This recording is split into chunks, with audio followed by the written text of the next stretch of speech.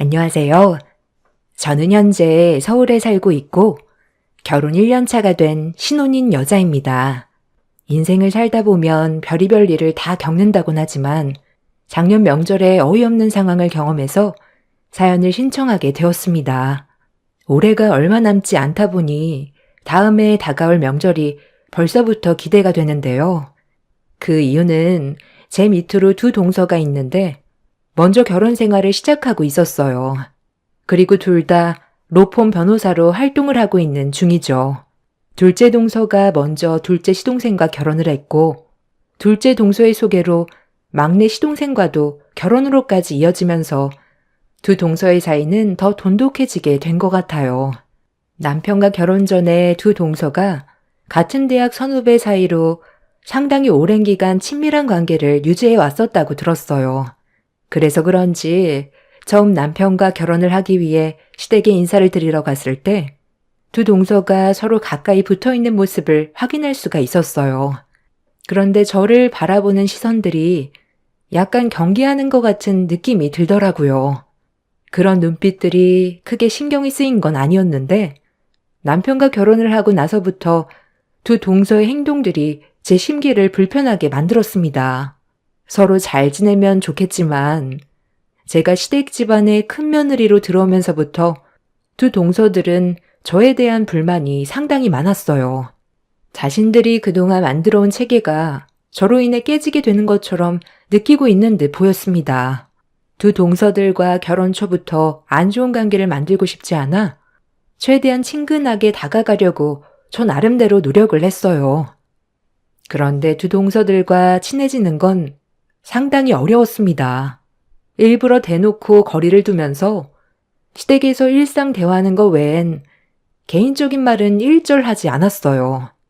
이런 관계가 오래 지속이 되다 보면 서로에게 더 안 좋은 감정만 생기게 될까봐 최대한 빠른 시일 내에 두 동서들과의 벽을 허물기 위해 좀 더 적극적으로 노력을 했는데 이런 제가 두 동서들에게는 부담으로 다가왔는지 미간을 찌푸리면서 온몸으로 저를 거부하는 모습을 보여줬어요.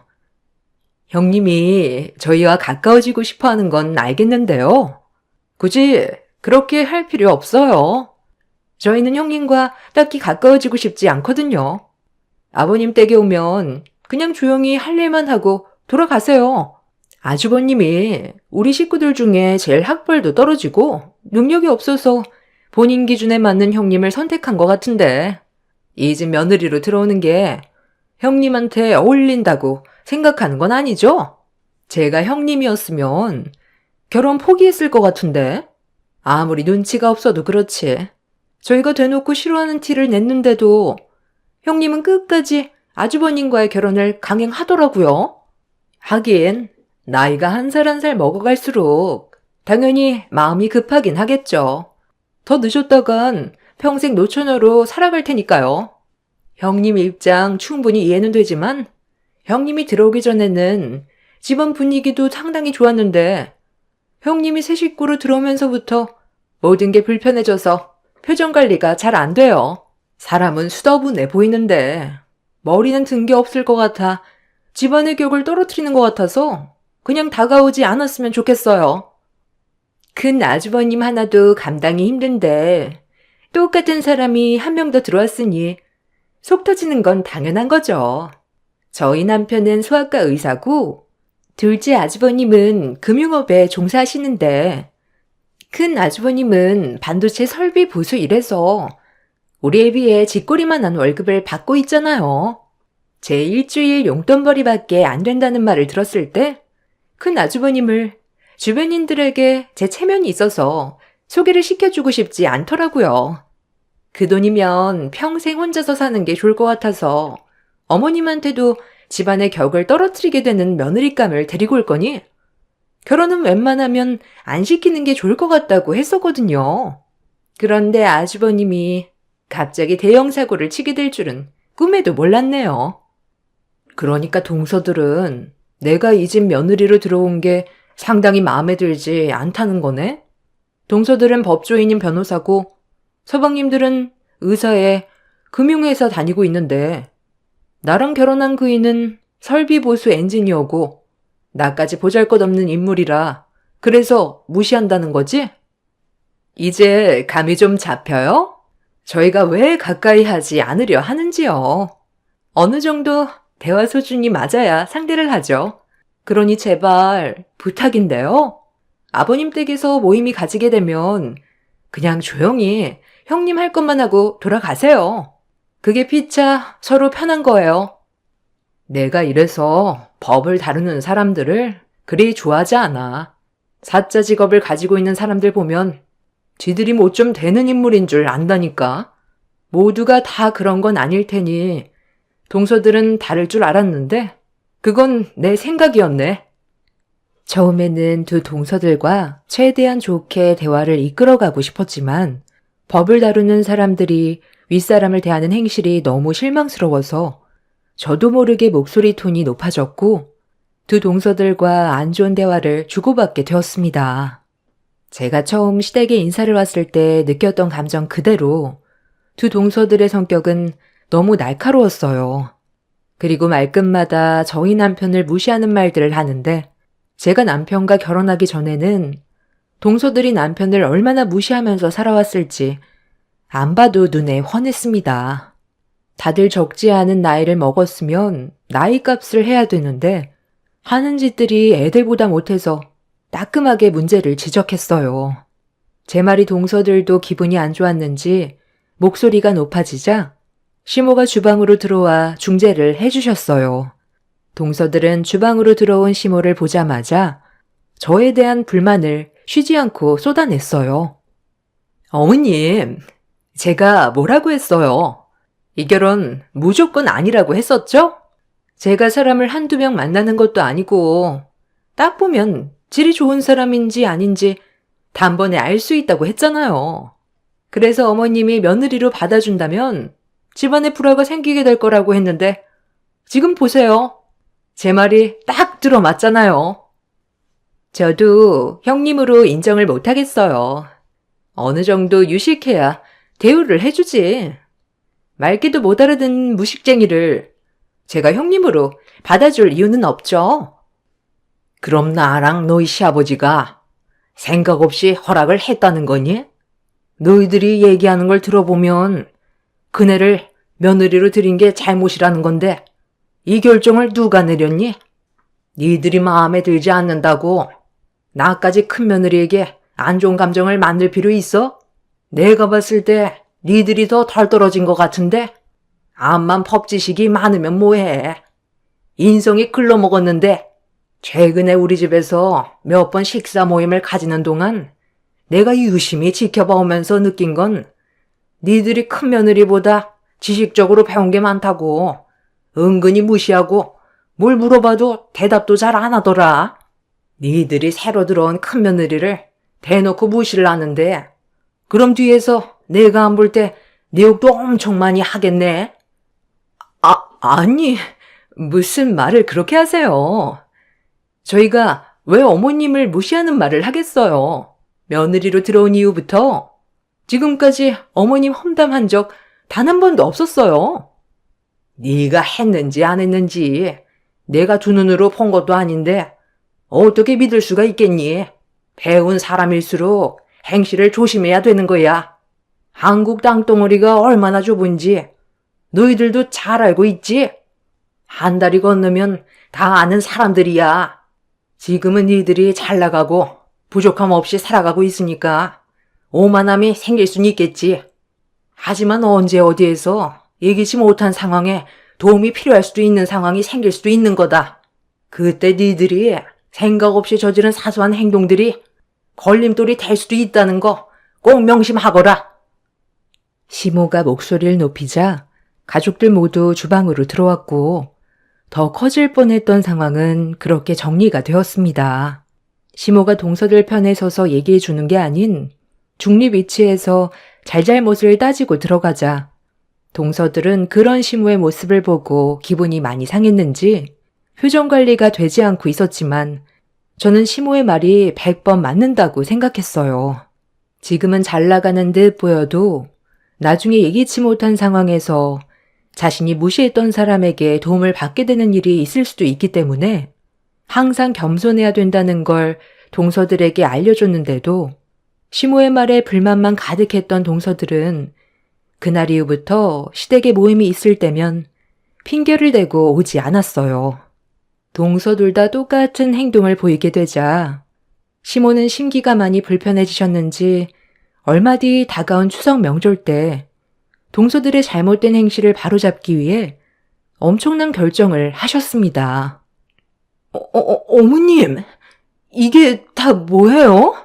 저희 보고 이 많은 걸 다 하라고요? 매번 명절 때마다 먹을 만큼만 했지. 이러게까지 하진 않았었는데 무슨 이유라도 있는 거예요? 이번에 불의한 이웃을 돕기로 마을 사람들과 한뜻을 모아 음식을 준비하기로 했으니 너희들도 좋은 일에 같이 동참해야 되지 않겠니? 명절 때마다 가족들이 없어서 혼자 외롭게 지내시는 독거노인분들을 위해 직접 음식을 준비해서 찾아뵙기로 했으니 너희들도 좋은 마음으로 음식에 신경 좀 써주면 좋겠구나. 뭐라고요? 아니 어머님, 저희가 지금 한가해서 명절날 시간 빼고 온 줄 아세요?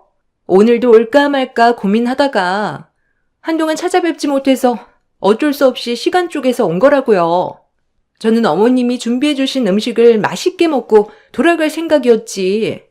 불우이웃을 돕기 위해 음식을 만들려고 온 게 아니에요. 동서 말이 맞아요.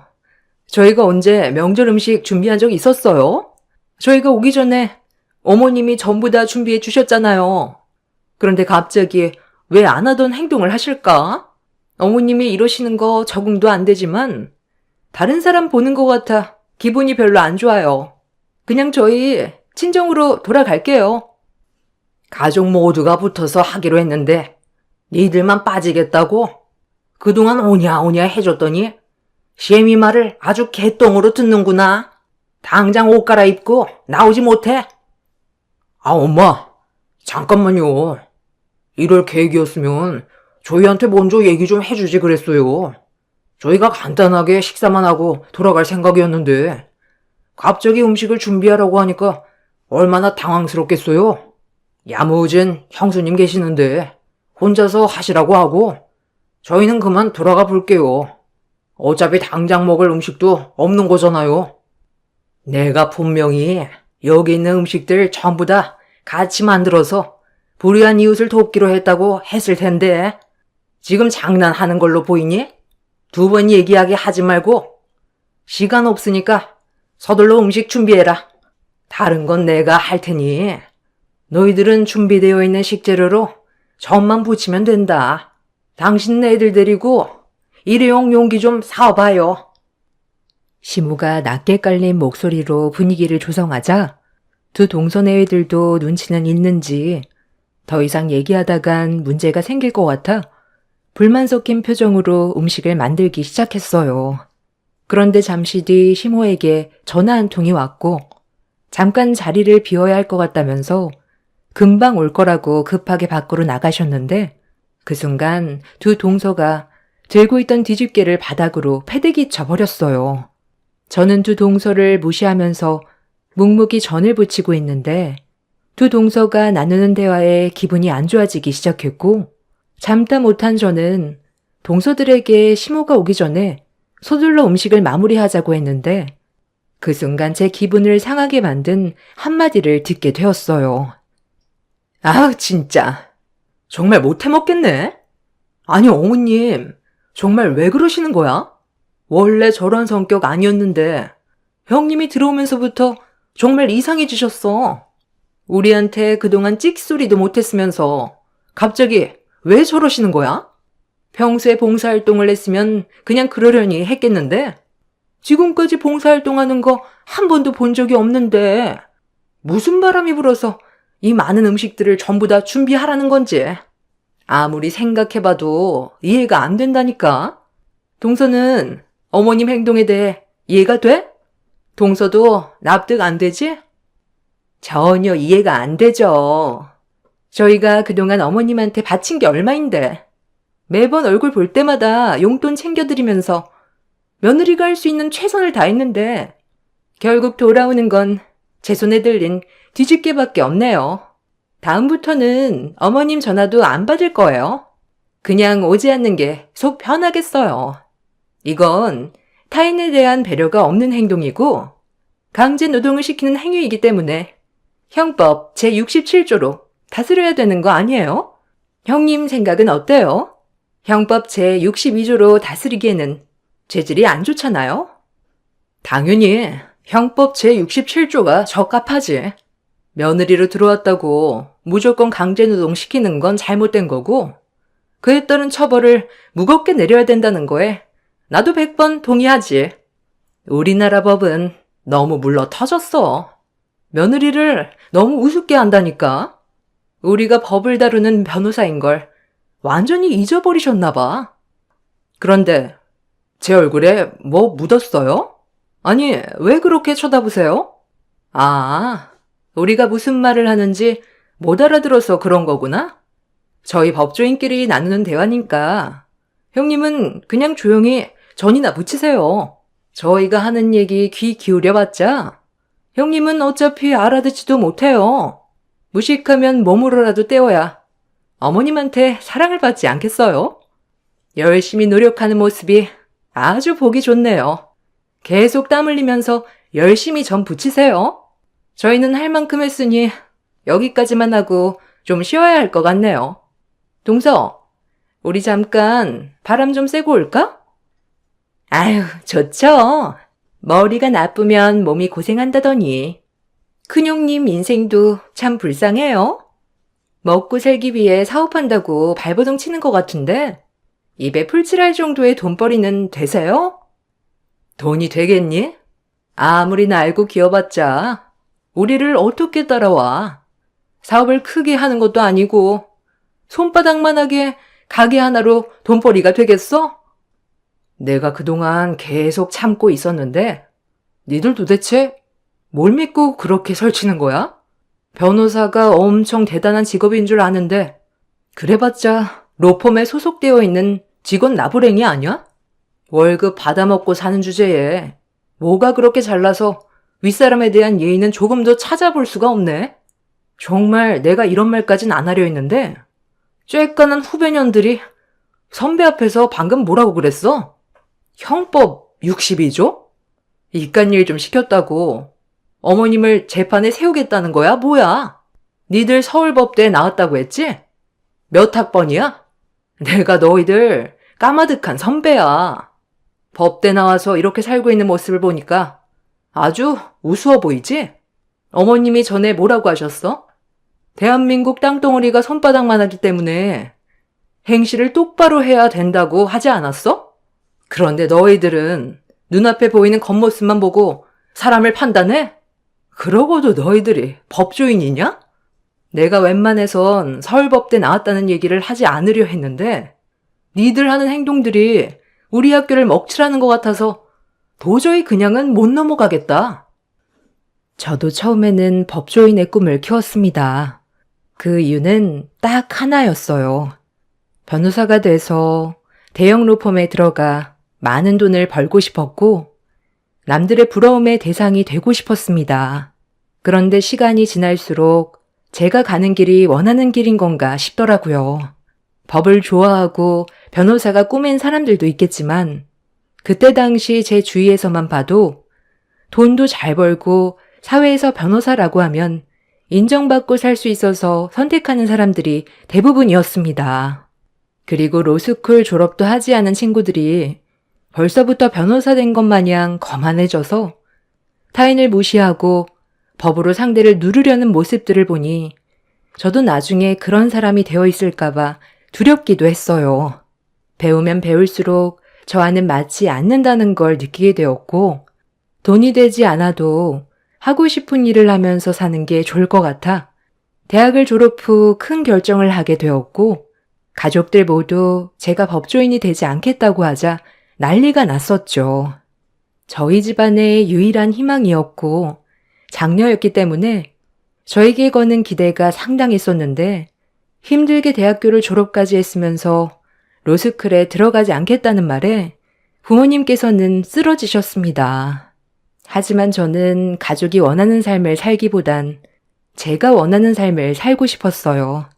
그래서 새로운 도전을 다시 처음부터 시작을 하게 되었던 거고, 그 과정들이 쉽진 않았지만 시간이 지날수록 제가 걷고 있는 길에 대한 확신이 들었습니다. 부모님께서는 제가 힘든 결정을 내린 만큼 잘 되길 바라는 마음에 필요한 것들을 도와주셨어요. 그렇게 마음속으로만 품고 있었던 요식업에 뛰어들게 되었고, 늦게 출발한 만큼 남들보다 더 열심히 하려고 노력했어요. 그리고 그 결과 저는 현재 국내에만 한식 체인점이 50개 점포가 자리를 잡았고, 지금도 꾸준하게 성장 중에 있습니다. 해외에도 7개의 점포를 오픈한 상태입니다. 힘들게 달려온 만큼 저에게 주어지는 수익 또한 적지 않았고, 저는 언제나 초심을 잃지 않기 위해 함께 일하신 사장님들과 가족처럼 관계를 유지하고 있는 중입니다.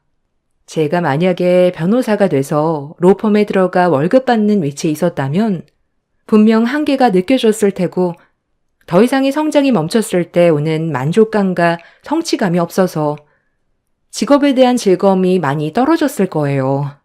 주어진 환경을 통해 사람이 변화된다고 하는데, 힘든 결정이었던 만큼 저와 동행하신 사장님들께 제가 덜 가져가고 더 드릴 정도로 항상 변치 않는 좋은 마음을 유지하기 위해 노력해오며 살아왔었습니다. 그런데 한참 어린 후배들이 법을 다루는 사람이면 그만한 품격을 갖추고 살아야 되는데, 같은 대학을 나왔다는 게 창피할 만큼 두 동서들의 실망스러운 행동에 너무 화가 났어요. 제가 같은 대학교 선배라는 증거를 대자 당황한 두 동서들은 사색이 된 얼굴로 저에게 자신들이 저지른 실수에 대해 수습하려고 진땀을 빼기 시작했어요. 어머, 큰형님, 왜 진작에 얘기하지 않으셨어요? 미리 말씀을 해주셨더라면 저희가 형님을 무시하지 않았을 텐데, 방금 말실수한 거 어머님한테 얘기하지 않을 거죠? 이건 형님 탓도 있는 거 아시죠? 식당 몇 개 운영한다고 해서 배운 게 없으니까 장사로 먹고 사는 줄 알았지. 저희랑 같은 대학에 나왔다고 누가 생각이나 했겠어요? 내가 굳이 말을 할 필요 있나? 그리고 내가 동서들과 같은 대학에 나왔다고 얘기하면 나를 대하는 행실들이 전부 다 진심이었겠어? 분명 가식적인 부분들이 있었겠지. 나는 동서들과 진심으로 가족이 되고 싶었던 것뿐이야. 그런데 학교 후배인 니들이 보인 행동은 정말 선배로서 너무 실망스럽고 내가 다 부끄러울 정도였어. 상대방이 법에 대해서 모를 수도 있다고 쳐. 하지만 못 알아듣는다고 몇 조 몇 항 얘기하면서 상대방을 무시하는데 어떻게 법조인이라고 할 수가 있어? 어머님이 왜 우리한테 이런 일을 시키셨는지 생각은 해봤어? 왜 이렇게 많은 음식들을 만들라고 하신 것 같아? 좋은 일도 하고 우리 관계가 좋은 관계로 발전될 수 있게 많은 대화를 나누라고 자리를 마련해 주신 거 아니겠어? 지금 시간이 한참 지났는데도 가족들 전부 안 들어오고 있잖아. 우리가 충분히 대화로 풀어갈 수 있게 자리를 만들어준 건데, 방금 동서들은 어머님이 강제로 노동을 시켰다고 불만을 가지면서 형법 제67조에 대해 거론했지? 어머님이 전 좀 붙이라고 한 게 재판감이니? 아무리 불만이 있더라도 어떻게 어머님이 징역살이를 해야 된다는 말을 할 수가 있어? 자, 잠깐만. 너희들 정말 나한테 그런 말을 했던 거니? 좋은 일 좀 하고 서로 친목도 다질 겸 힘들게 자리 마련한 내가 징역살이를 해야 될 정도로 잘못을 한 거야? 어머님, 언제 오셨어요? 제가 다 설명할게요. 매번 어머님 댁에 와서 음식만 먹다가 갑자기 일을 시키니까 심통이 나서 투덜거린 거예요. 조금도 악한 감정이 들어간 건 아니었어요. 저희가 여기 있는 전 다 붙일 테니까 형님이랑 어머님은 들어가서 좀 쉬세요. 흥분 좀 가라앉으시고 쉬고 계세요. 아, 그리고 말 나온 김에 한마디 더 붙이자면 동서들이 다니고 있는 로펌에 내 대학 동문들이 꽤 많이 다니고 있거든? 며칠 전에도 전화 통화했었는데 그중 한 친구가 그 로펌 대표 아들과 곧 결혼하는 거 알지? 나랑 중학교 때부터 친구였어. 조만간 얼굴 좀 보고 얘기 좀 해야 되겠다. 동서들이 안과 밖이 많이 다른지 알고 싶어서. 동서들이 다니고 있는 로펌 회사에 제 동문이 로펌 대표 아들과 곧 결혼식을 올리기 위해 준비를 하고 있었어요. 나중에 결혼식장 가면 어차피 알게 될 거라 제 입으로 굳이 법대 나왔다는 말을 하고 싶지 않았었는데 두 동서들의 행실이 너무 안 좋아서 잘못된 버릇을 고쳐줘야 할 것 같아 어쩔 수 없이 제 입으로 말을 할 수밖에 없었습니다. 동서들은 뒤늦게 자신들의 행동에 대해 가족들에게 용서를 구했고 사람 쉽게 변하지 않는다는 거 잘 알고 있지만 일단 두고 보고 있는 중입니다.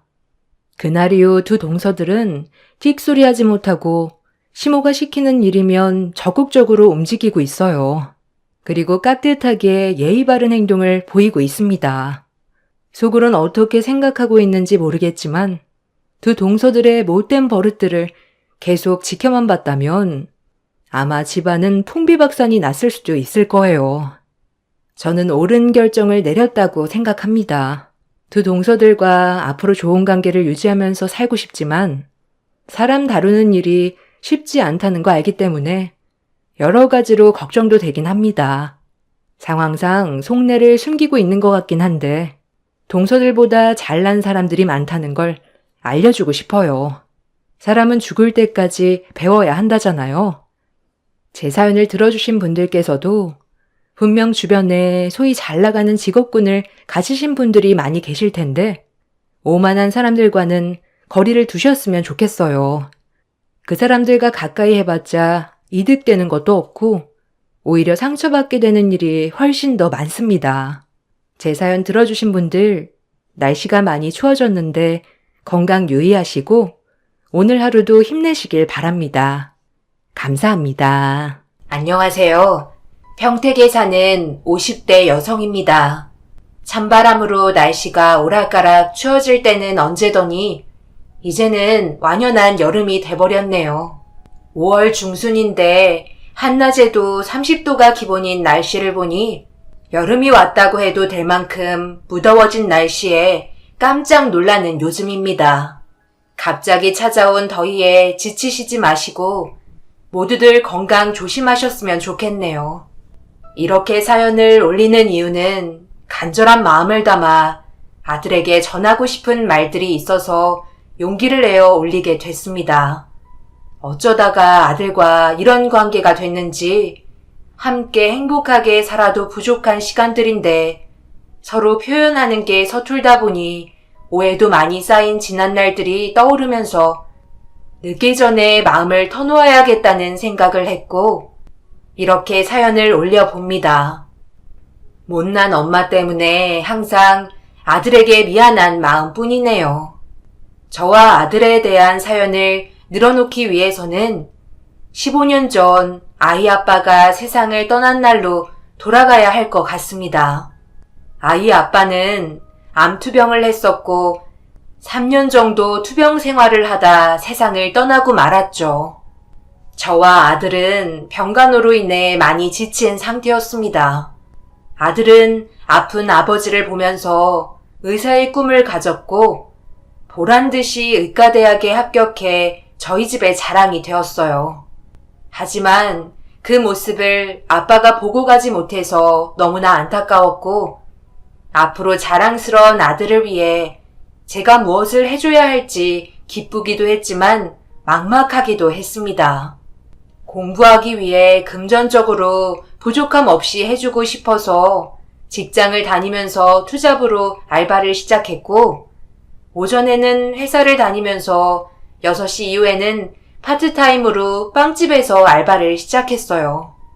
얼마 되지 않은 돈이라며 아들은 굳이 알바까지 해야겠냐며 물었지만 그 돈이면 아들 용돈은 벌 수 있기 때문에 포기하지 못하겠더군요.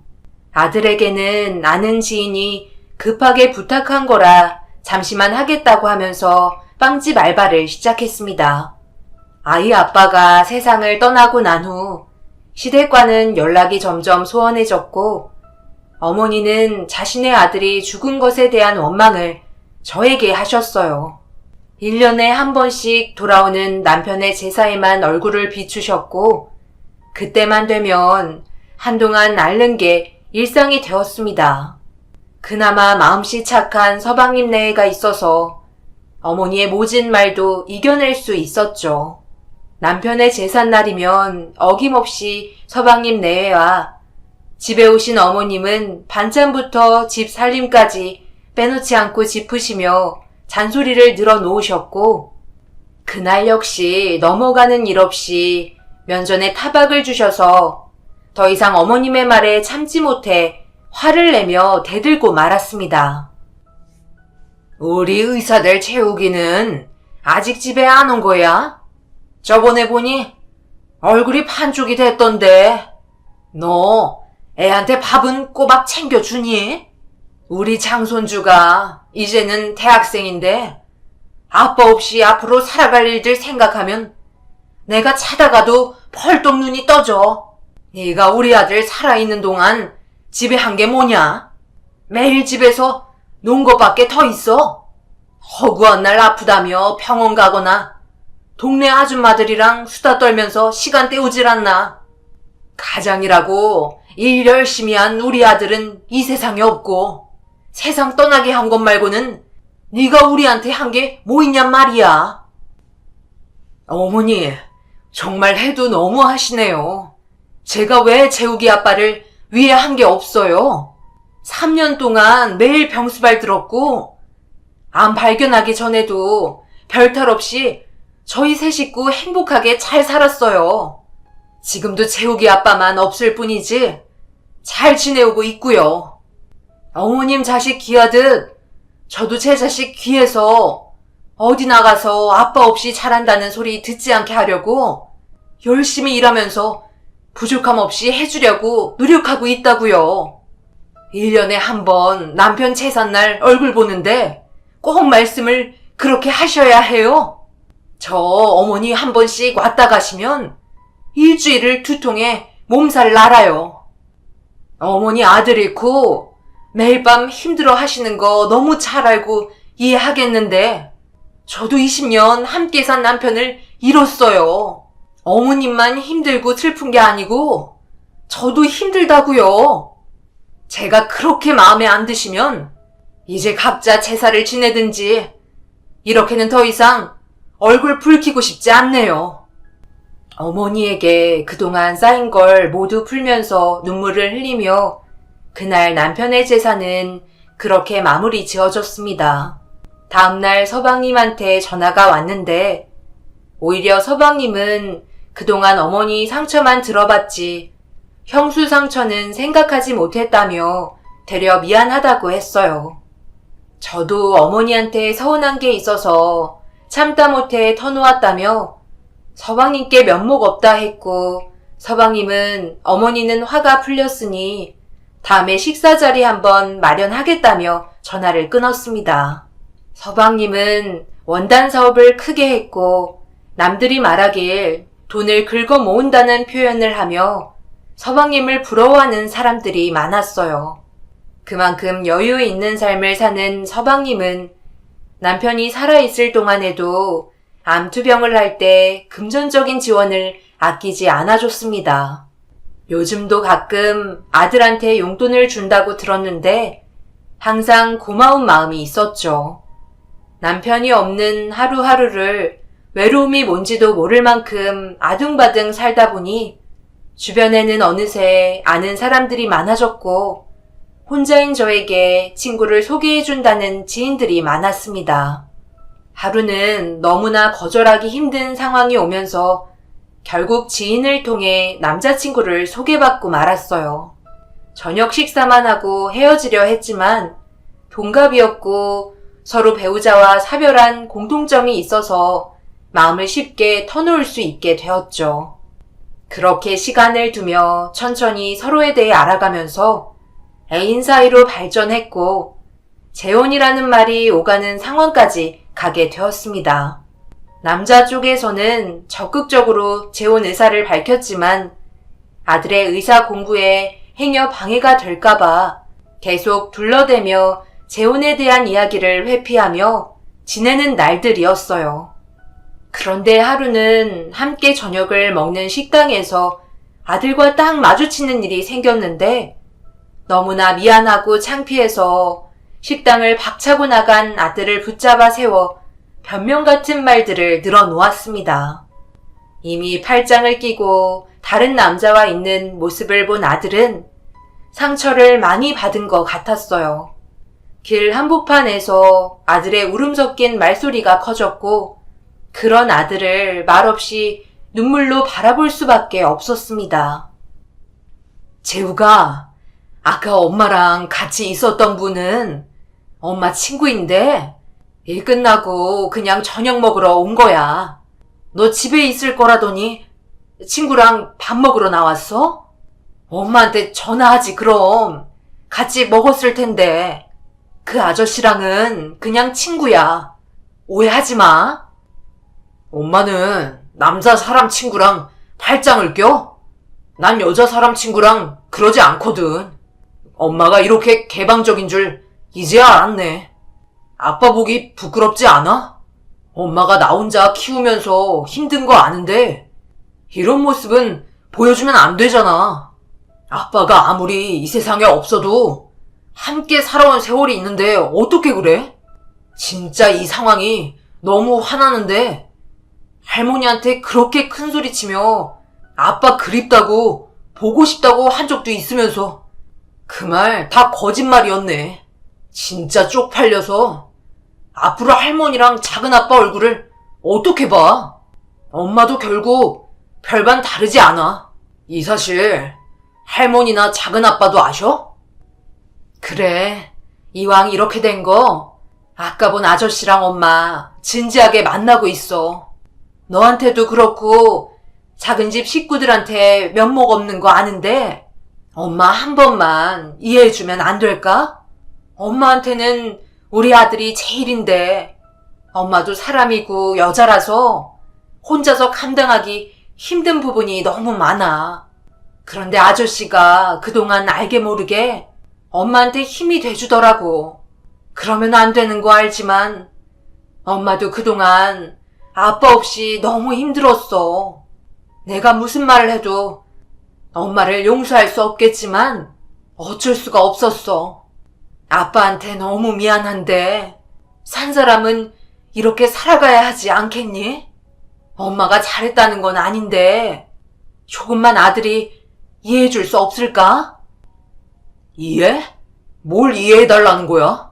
엄마가 다른 남자랑 팔짱 끼며 다니는 걸 어떤 자식이 이해할 수 있어? 미안하지만 난 그럴 자신도 없고 그렇게 너그럽지도 못해서 엄마를 이해하고 싶지가 않아.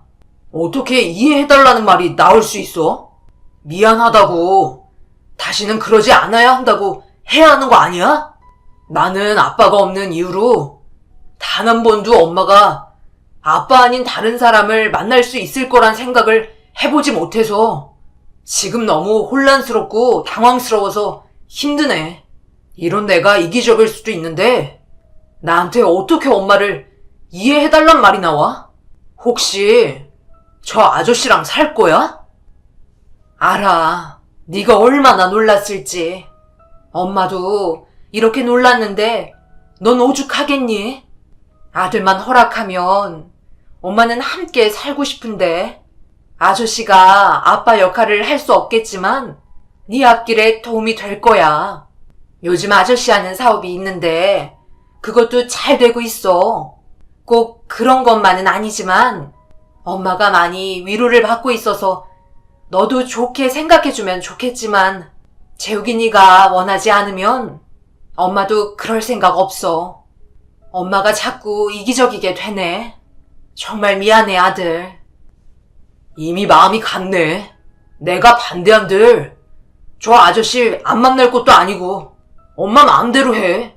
앞으로 서로 간섭하지 말고 살자. 아들에게 그렇게 상처를 주고 난 후 마음이 너무 좋지 않았습니다. 그때는 왜 정신을 못 차리고 아들에게 상처 주는 행동을 했는지 이제 와서 후회하고 없던 일로 만들고 싶은 마음이 너무나도 굴뚝 같았지만 그럴 수 없으니 마음이 아프네요. 아들은 그 후로 학교 근처에서 원룸을 잡아 살게 되면서 저에겐 아들이 없는 빈자리에 남자친구가 들어오게 되었습니다. 얻은 게 있으면 잃는 것도 있다는 말처럼 남자친구와 매일 함께 하다 보니 점점 아들과는 멀어지고 말았고 아들 역시 저에게 마음의 문을 닫은 것 같았어요. 아들이 보고 싶은 마음에 학교를 찾아가 얼굴을 봤던 적도 있었지만 예전과 다르게 시큰둥했고 이미 상처를 받은 마음은 어떤 약을 바른다 해도 나아지지 않았습니다.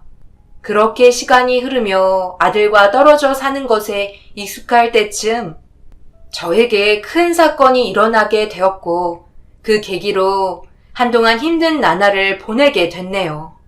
아들과 떨어져 살 동안 남자친구는 좋은 사업이 있다며 투자를 같이 하자고 했고 그동안 모은 전 재산을 남자친구 사업에 투자하고 말았죠. 텔레비전에서 나와서 사기당하는 사람들을 보면 난 그런 일이 절대 없을 거라고 여겼는데 막상 그런 일이 저에게 순식간에 바람처럼 불어닥치니 주저앉는 건 한순간이었고 일어날 수 없을 만큼 힘들었습니다. 결국 모든 게 사기였으며 한순간에 아들도 재산도 사랑이라고 믿었던 사람도 다 잃고 말았죠. 그때를 생각하면 아직도 소름이 돋을 정도로 제 자신이 싫고 어떻게 맨정신으로 버텨냈는지도 기억이 안 날 만큼 잊고 싶은 과거가 되고 말았습니다. 그동안 아들을 보는 건 억지로라도 찾아가 얼굴을 보는 거였지만 사기를 당하고 난 후 차마 볼 수 없었고 아들을 배신한 결과가 이런 것 같아 만나기가 무섭고 두려웠어요. 사기라는 것을 알고 몇 달을 홀로 집안에서 지냈는데 그걸 이상하게 여긴 아들이 집에 찾아온 적이 있었네요. 일도 나가지 않고 집안이 엉망인 걸 보고 사태가 심각함을 직감하면서 작은아빠에게 도움을 청한 것 같았습니다.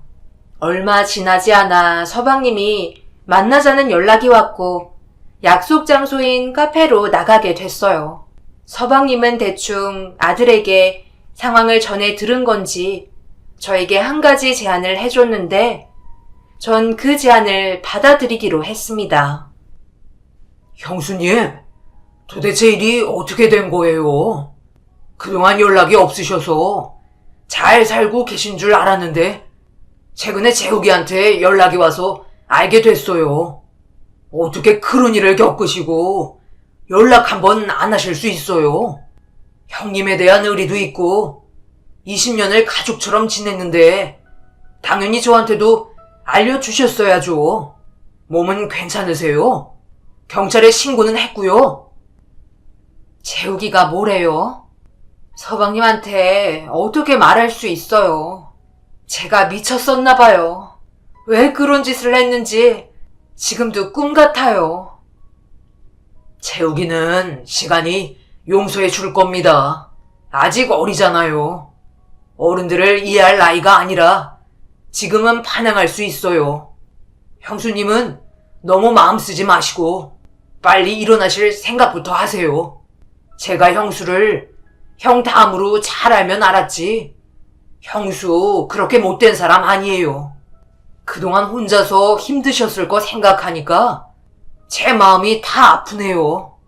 사람은 살다 보면 실수 한 번쯤 하며 살잖아요. 다들 아무렇지 않게 살면서도 남 모르게 실수나 비밀 하나씩 가지며 살아요. 그러니 너무 미안해 하시지 마시고 기운 내세요. 그나저나 그 사기꾼은 경찰에 신고할게요. 제가 아는 형님이 있으니까 알아봐 달라고 하면 행방은 찾을 수 있을 거예요. 그렇게 크게 사기치는 놈들은 분명 꼬리가 길어서 금방 붙잡힐 겁니다. 형수한테만 사기쳤을 것 같지도 않고 저만 믿고 마음 놓으세요. 그나저나 제가 형수를 보자고 한 건 재욱이 때문이에요. 재욱이가 지금 학교 근처에서 혼자 원룸 산다고 들었는데 형수님만 괜찮으면 우리 주희가이를 부탁하면 어떨까 싶어요. 주희가 나이만 차고 이번에 삼수예요. 아무리 제가 돈이 많고 남부럽지 않게 살아와도 자식 학업은 어떻게 할 수가 없더라고요.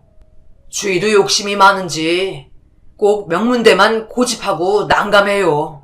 저랑 와이프는 그냥 서울에 있는 대학만이라도 나와주면 좋겠다고 생각하는데 이번 한 번만 딱 마음 잡고 공부 좀 시켜보려고요. 재욱이가 저희 집에 살면서 주희 가이를 봐주면 어떨까 싶어요. 생각해보니 학교도 가깝고 혼자 원룸에서 사느니 저희 집에서 살면 형수 마음도 놓을 테고 어때요? 요즘 입주가에도 많이 해서 솔직히 남을 집에 들이는 것보다 믿을만하고 똑똑한 재욱이가 저희 입장에서는 낫죠. 재욱이만 좋다면 저는 반대할 이유가 없죠. 제가 재욱이한테 무슨 면목으로 이래라 저래라 하겠어요. 혼자서 공부하며 지내는 재욱이가 항상 마음에 쓰였는데 서방님 댁에서 지내게 된다면 너무 다행이네요. 그럼 잘 됐네요. 재욱이는 형수가 좋다고 하면 할 테니까 당장 원룸에서 나와서 저희 집으로 오라고 해야겠어요. 그렇게 아들은 시조카의 공부를 봐주기 위해 서방님 댁의 입주가해로 들어가게 되었습니다.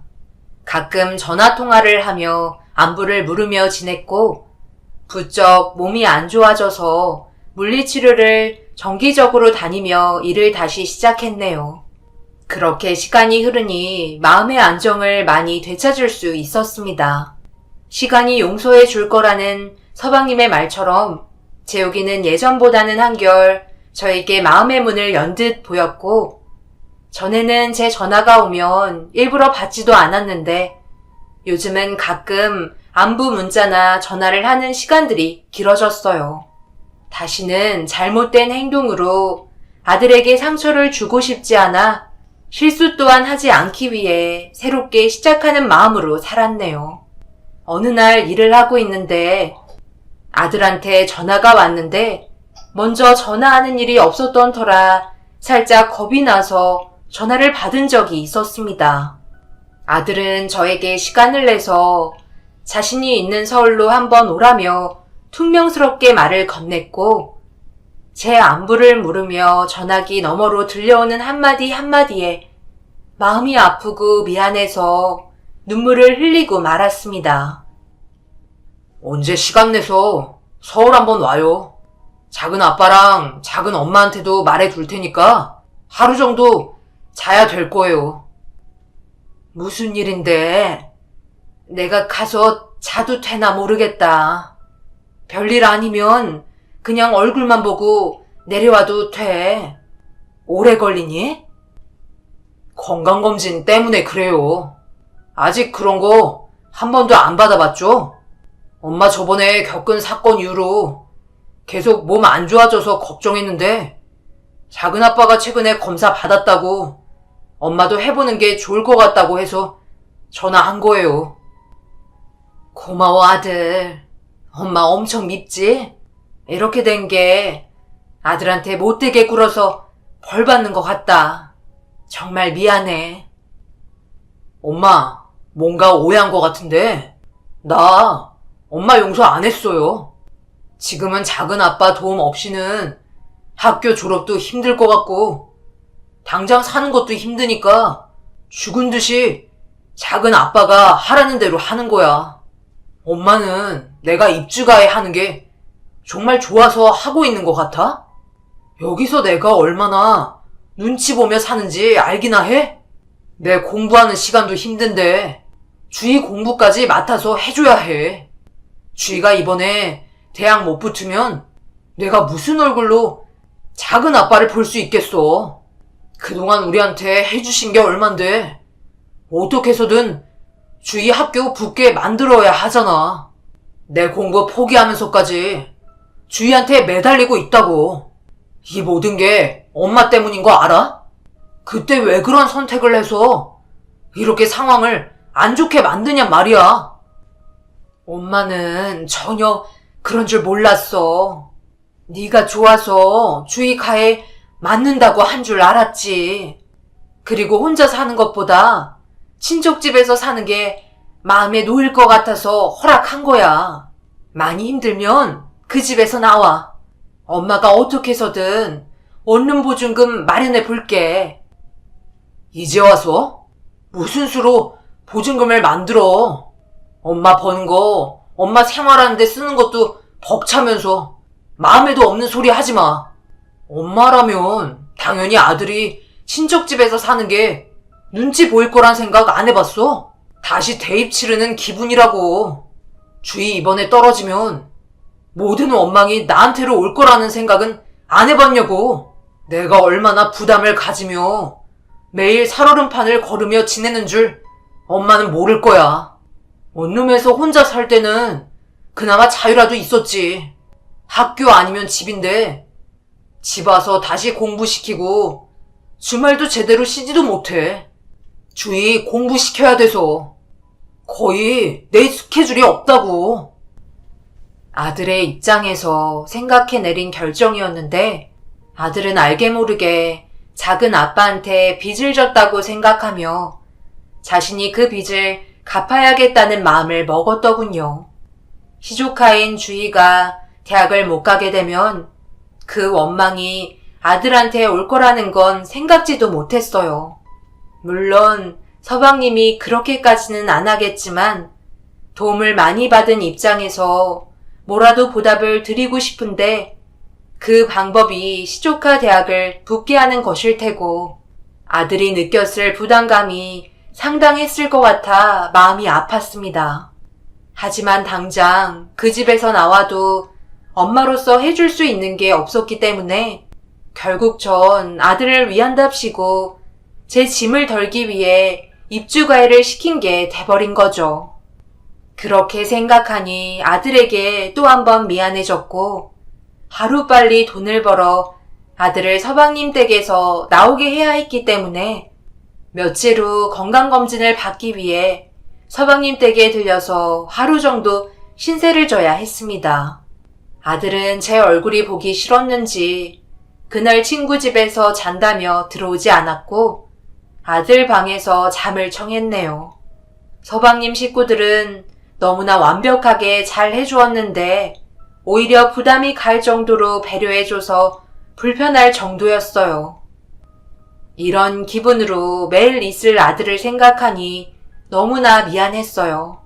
저녁을 먹고 아들 방에서 쉬려고 했는데 시조카의 노크 소리가 들려왔고 저와 이야기를 나누고 싶어 해서 방으로 들어와 이야기를 나눴습니다.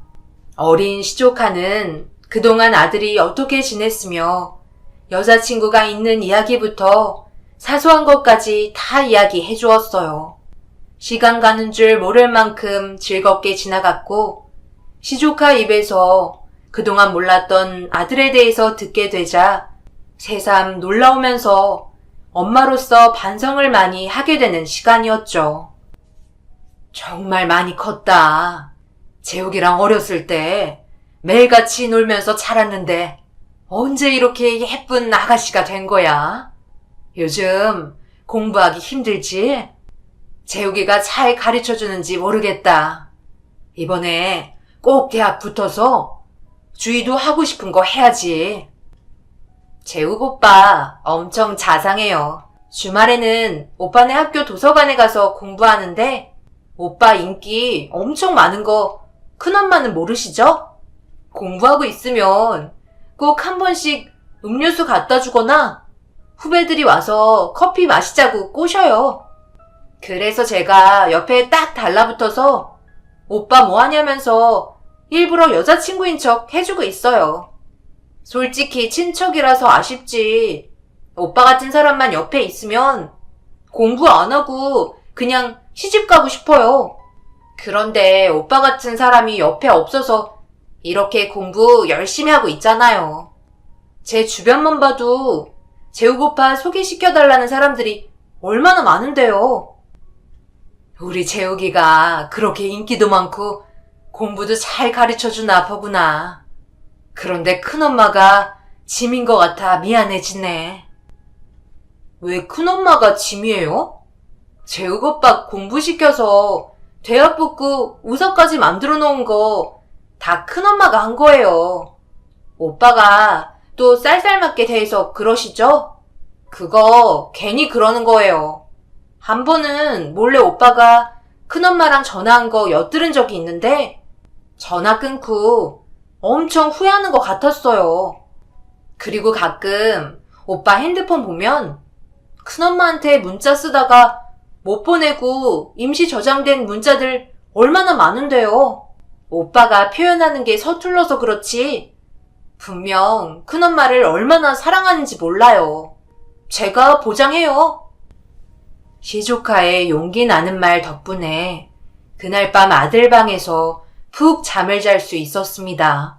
다음날 아들이 다니는 대학병원에 건강검진을 받으러 갔는데 교수님까지 얼굴을 보러 오셔서 놀라지 않을 수 없었어요. 이렇게 잘난 아들이 제 아들인 게 너무나 뿌듯하면서 문득 이 모습을 남편과 함께 했더라면 얼마나 기뻤을지 씻을 수 없는 실수로 남편의 산소에도 못 간 지가 오래된 게 생각이 나서 건강검진을 마치고 난 후 남편 산소에 들려야겠다는 생각을 했네요. 그렇게 검진이 끝나고 집으로 내려가는데 아들이 병원 로비에서 절 기다리고 있었고 핸드폰으로 문자 하나가 왔습니다. 문자는 시조카의 문자였고 문자 내용은 재욱 오빠랑 간신히 설득해서 큰엄마 터미널까지 모셔다 드리라고 했다는 내용이었어요. 마지막에는 아들과 데이트 잘하시라는 내용도 함께였네요.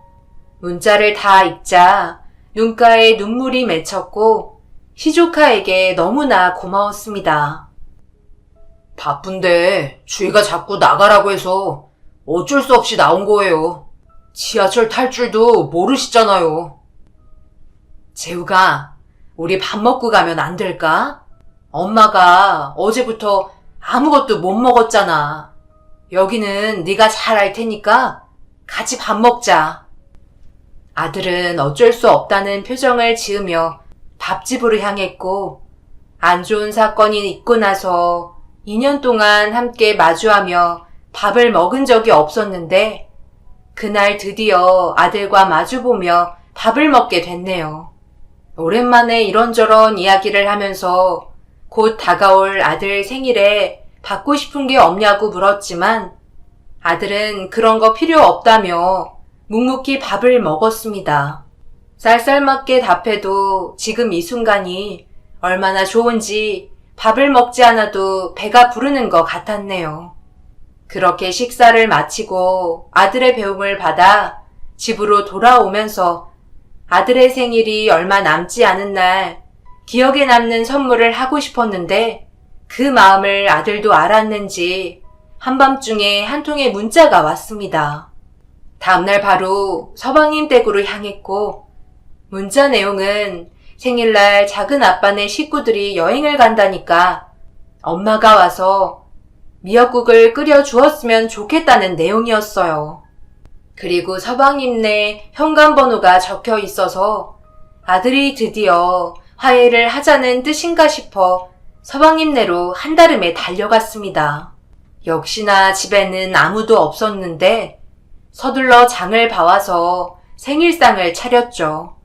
오랜만에 아들을 위해 밥을 하는 거라 괜히 긴장되며 음식이 맛이 있을지 간을 너무 많이 봐서 배가 부를 정도였습니다. 저녁이 돼서 현관번호를 누르는 소리가 들려서 아들을 깜짝 놀라게 하기 위해 주희방에 숨었어요. 아들은 누군가와 통화를 하며 들어왔는데 존댓말을 하는 통화 소리에 저도 모르게 집중하면서 아들의 목소리를 듣게 되었고 통화 내용은 너무나도 충격적이어서 믿을 수 없는 말을 하는 아들의 목소리를 부정하고 싶었습니다. 말씀하세요. 기다릴 만큼 저도 기다렸어요. 선배들도 제 앞에서 자꾸 피하기만 하고 제 눈치만 보던데 분명 교수님 뭔가 숨기고 계시죠? 어차피 제가 알아야 할 이야기면 빨리 아는 게 낫다고 봐요. 저 마음의 준비했으니까 말씀하세요. 정말이에요? 교수님, 혹시 잘못 아신 거 아니세요? 저희 엄마가 얼마나 건강하신데요. 분명 결과에 문제가 있는 걸 거예요. 아니면 그날 검사기계 오류인 게 아닐까요? 알죠. 그럴 수가 없다는 거. 그런데 믿을 수가 없으니까 그렇죠. 어떻게 우리 엄마가 암일 수 있어요? 교수님도 아시잖아요. 제가 왜 의사가 된 건지. 저희 아버지도 암 때문에 돌아가셨어요. 그런데 어떻게 엄마마저 암일 수가 있냔 말이에요. 정말 결과가 그렇게 나왔어요? 여러 가지 검사를 다시 받아봐야 확실히 알 수 있잖아요. 암이 아닐 수도 있는 거죠? 네, 감사합니다. 끊겠습니다. 재우가 내가 암이래? 어째서 그런 결과가 나왔지? 엄마 아직 멀쩡한데 아픈 데도 없고 엄마가 암이래? 엄마가 어떻게 여기 있어? 언제 온 거야? 아직 정확히 몰라. 100% 암이라고 할 수 없고 다시 검사해봐야 해. 무록 정도일 수도 있으니까 너무 크게 신경 쓰지 마. 아들이고 노산데 어떻게 잘 될 거야. 엄마 괜찮아? 아들이 제 손을 잡기 위해 다가왔지만 그 손을 뿌리친 채 맨발로 집에서 뛰쳐나왔습니다. 도저히 믿을 수 없었고 남편 투병 생활을 지켜봐서 그게 얼마나 힘들고 가족들을 지치게 만드는지 알기 때문에 더 아들과 같은 집에 있을 수 없었어요. 이제 아들한테 더 이상 짐되지 않기로 마음 먹었는데 이렇게 짐이 될 수는 없었습니다. 하지만 막상 뛰쳐나와도 갈 곳이 없었고 맨발인 터라 발은 이미 상처로 가득했네요.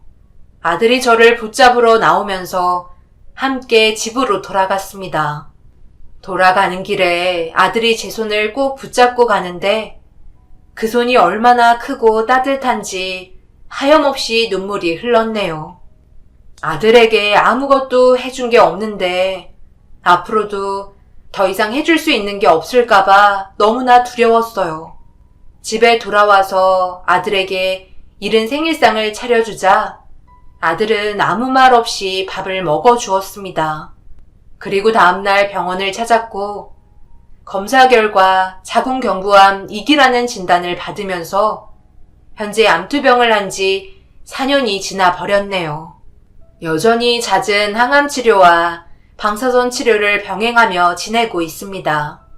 그동안 아들은 어엿한 의사가 되었고 암 전문 병원에서 저를 비롯한 암 환자들을 위해 진료를 보며 연구에 매진하고 있죠. 그리고 저에게 아들 번호로 미역국을 먹고 싶다며 문자를 보낸 건 시조카였답니다. 조카는 저와 아들이 하루빨리 화해하기를 바래서 문자를 보냈다며 이야기해 주었어요.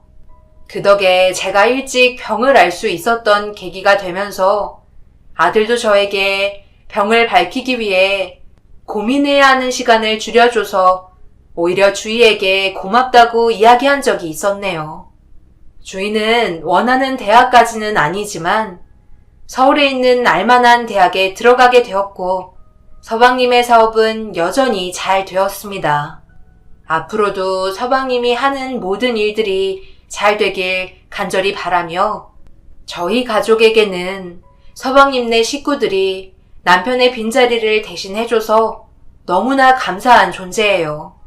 처음에는 아들에게 짐이 될까봐 차라리 포기하는 게 나을까라는 생각도 많이 했었지만 제가 없으면 평생 혼자가 될 아들을 생각하니 어떻게 해서든 힘닿는 데까지 살고 싶다는 생각을 했습니다. 다행히 더 이상 나쁜 쪽으로 암은 퍼지지 않아서 계속 항암 치료와 식단 조절과 면역력을 키우기 위해 노력하고 있어요. 비록 과거에 지울 수 없는 실수로 아들에게 상처를 줬지만 이젠 더 이상 아들에게 상처 주는 엄마가 되고 싶지 않아 이렇게 용기를 내어 사연을 적어 봅니다. 아들에게 꼭 오래오래 살아서 아들이 장가가는 것도 보고 손주도 보면서 살겠다고 이 자리를 빌어서 말하고 싶네요. 항상 엄마 건강과 기분만 살피는 아들아, 이제 네 건강도 돌보고 연애도 하고 네 나이에 맞게 즐기며 인생을 살았으면 좋겠구나. 엄마 걱정은 조금만 해도 될 것 같아. 네가 건강하고 연애도 하고 결혼도 하고 아이도 낳으면서 살아야 엄마도 그 모습 보기 위해 오래 살고 싶은 마음이 들지 않겠니? 부족하고 못난 엄마지만 앞으로 엄마가 부끄럽지 않은 엄마가 될게. 엄마 아들로 태어나줘서 너무 고맙고 사랑한다. 긴 사연 읽어주셔서 감사합니다. 안녕하세요. 저도 이런 글을 쓰게 될 날이 오기도 하는군요. 전 경기도에 살고 있는 40대 여성입니다. 전 홀아버지 밑에서 자랐어요. 하지만 자라는 동안 엄마가 보고 싶다거나 하진 않았죠. 그만큼 아빠가 모든 사랑을 채워주셨기 때문이에요. 부유하진 않지만 그래도 넉넉한 형편이었기에 하고 싶은 것들은 다 하면서 살았어요. 아빠가 그 지역에서 유명한 국수집을 하셨었거든요. 매일 새벽같이 일어나 국수를 말고 하루 종일 판매하여 저를 먹이고 입히고 하신 거죠.